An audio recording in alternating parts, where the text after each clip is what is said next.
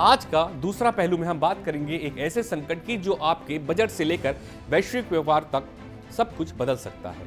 Rare earth materials पर चीन की पाबंदी ने दुनिया की ऑटो इंडस्ट्रीज को हिलाकर रख दिया है। क्या भारत भी इस झटके से अछूता रह पाएगा? चीन की चाल और दुनिया की चिंता समझते हैं। चीन दुनिया के 60% रेयर अर्थ मैग्नेट्स का उत्पादन करता है और रिफाइनिंग में उसकी 90% हिस्सेदारी है।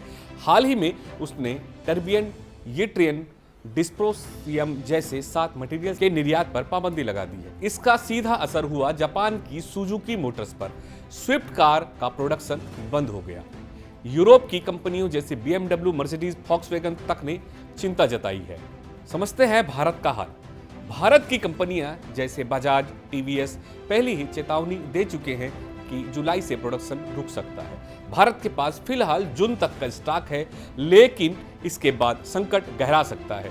चीन ने 30 भारतीय आवेदन में से किसी को भी मंजूरी नहीं दी है। रेयर अर्थ क्यों है इतनी जरूरी?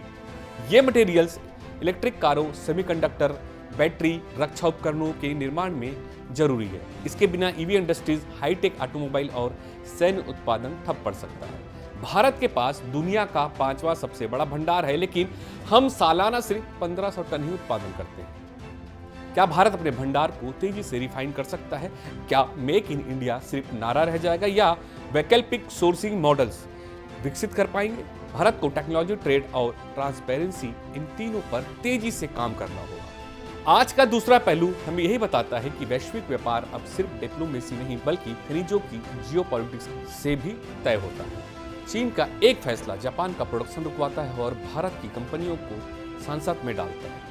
अब देखना यह है कि भारत इस संकट को अवसर में कैसे बदलेगा।